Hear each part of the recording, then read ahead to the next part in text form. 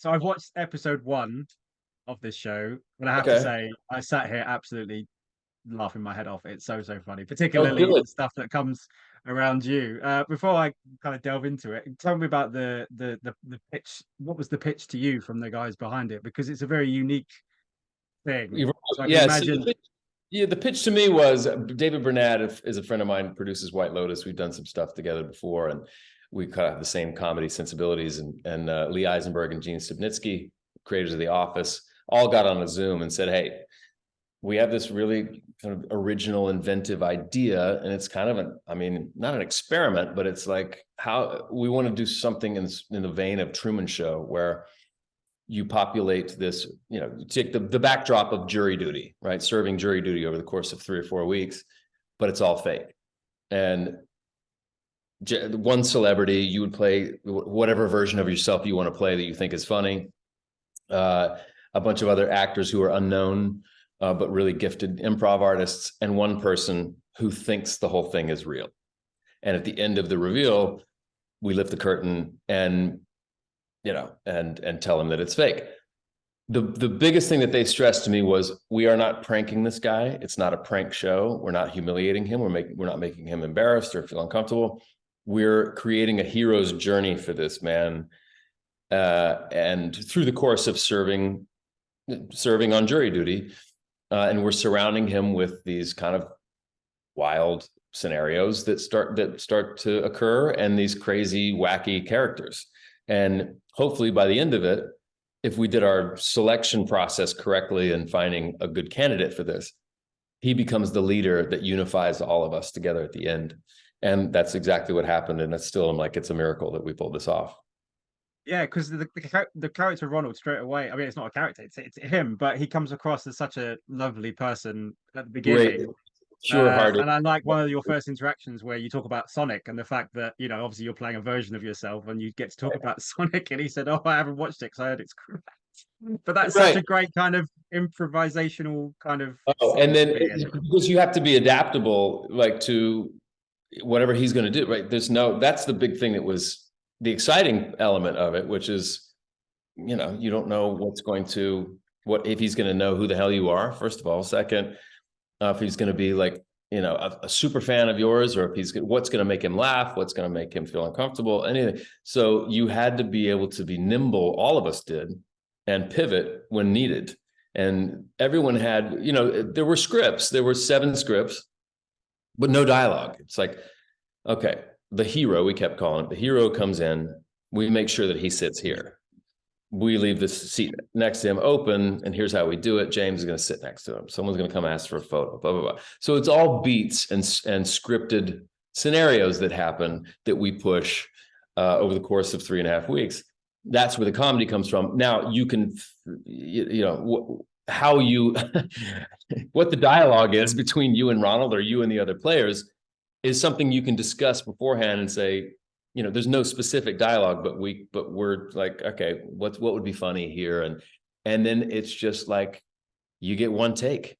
That's it. There's no second take. There's no safety net with that. So it was like a high wire act to some degree. We had sort of like fail-safe kind of like pivots we could go to if one beat didn't work, or he starts to catch on and get suspicious. There was a day where he got suspicious where we pushed a beat and it got a little broad. And he was like, this is fake. This has got to be like, this is a reality show.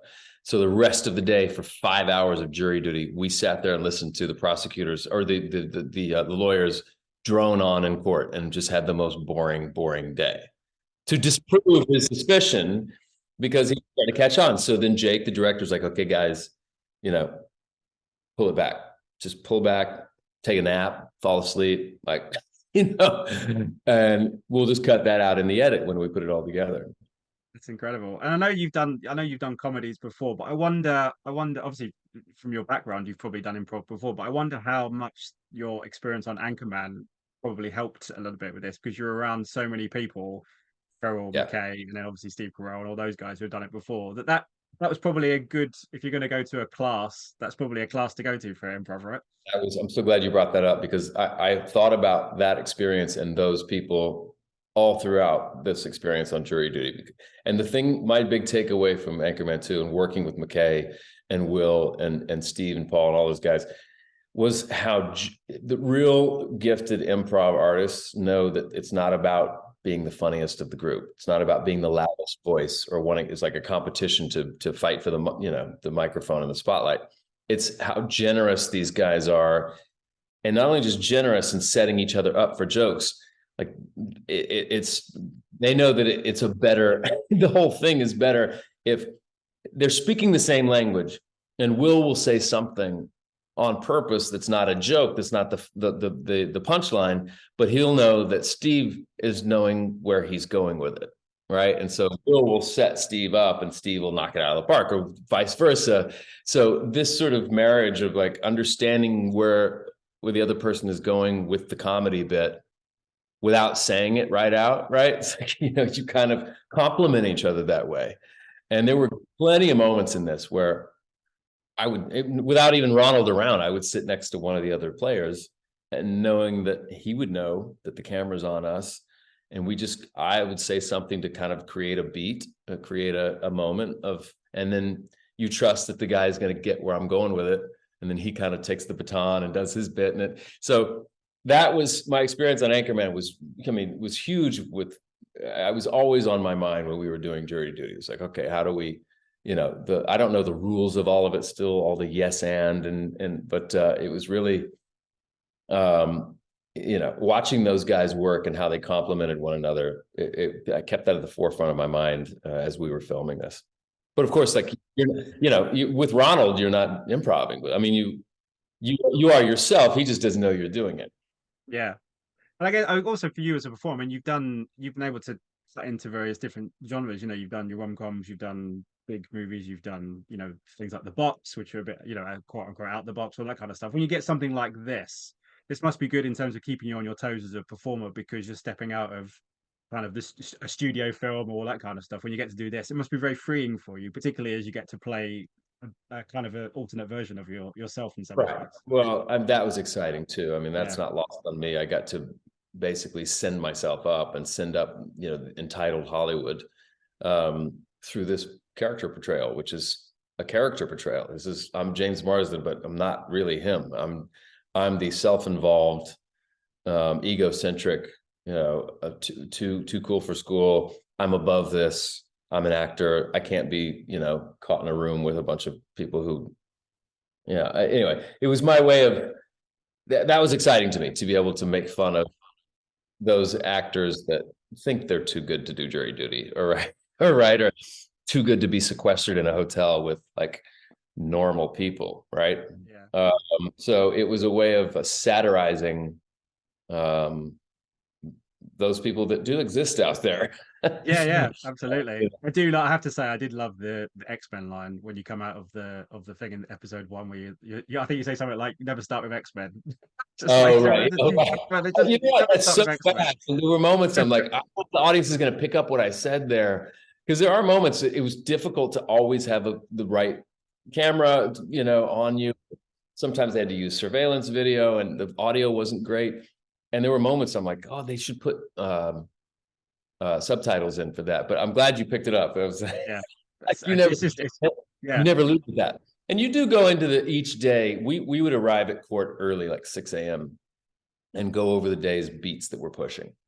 Okay, here's what happens. We go into the deliberation room. Ronald comes in. Noah, you push the bit about your girlfriend. James talks about Lone Pine, this movie he's auditioning for, and he just wants all the attention in the room on him. And then we go to court. We drone on for a bit, blah, blah, blah. We go back to the deliberation room. This is our day. And then, okay, we've got it. Here's some ideas about, what would be funny to say if he says this. And every night I would go home and write a list of notes, knowing that tomorrow we're pushing these beats. If he says this, here's 10 lines that'd be an interesting way to pivot, or a response, So I was prepared in a sense, like you would prepare for any sort of improv, like based on wherever it goes, that you can sort of adapt and be nimble and have something to say, as long as you stay in that character. So everything was coming out of my mouth as the self-involved, narcissistic James Marsden, which was so much fun to play. It was like, absolutely, I can imagine. Yeah, how do I be this guy that people are just like, oh my God, he can't stop talking about himself, but also not turn him off, right? Like he doesn't I still had to keep him close and make him feel like we can still be pals. So it was like a dance every day. Absolutely. And just very quickly before you go, I have to ask you about not just Sonic 3, but also being directed and starring with Michael Keaton, which is, I can imagine, quite a thing, because he's having this massive renaissance at the minute. I can imagine those two projects. I mean, I know Sonic 3 is coming at some point, but I know the Keaton one's probably coming for that. Yeah, I think we're getting into filming this year on Sonic 3, which I'm excited about. I mean, just such a rare thing to be a part of a big franchise where you're getting to make a third movie, and really special. We'd hoped that it was going to be a hit, and it turned out that it was, and just very grateful to be a part of it. And fans are loving it. And the Keaton thing, I mean, he's a hero of mine. The guy's he's an icon, and he's one of those people that I've always been like, I want that career, right? Like the movie star, but he's also like you see him in Dope Sick and do a drama, and then you turn around and do something funny and comedic, and the guy's just always great. He's great in everything he does. And like you said, he's having this renaissance. And so it was really exciting for me to not only come in and play opposite him, but be directed by him. Really, really, really special. And boy, that was another one. I was like, I could not prepare myself enough. It's like, I want to make sure I'm ready and raring to go, because there's a lot of heavy stuff in the movie. And I'm thrilled. I saw it, a rough cut of it last week, and it's just beyond great. I'm so proud of it. Fantastic. And he's still Batman. He's still, literally, he is still Batman. yeah, I agree. I'm not sure he's been topped, in my opinion. Pretty special. The fact that I can 30 years later still say that I'm getting to do new things and check boxes on the career bucket list. I'm pretty lucky. Oh, fantastic. Well, listen, I wish you all the best with the show. I look forward to watching more. And it gets better after the first one too. I kind of feel like the first episode is, because we have to just lay the groundwork, sort of the most team, and we can't go crazy early on, or else he's going to be like, wait, this is fake. It's got to be fake. We have to make sure it feels real. So we crank it up as the show continues. Fantastic. I look forward to watching more. James, thank you so much for your time. Absolute pleasure talking to you. Absolutely. Thanks for staying up for me. Ladies and gentlemen, you're watching Hey You Guys! Hey You Guys, huh? Hey You Guys. Is that from the Goonies? It is indeed, yeah. Nice. Hey You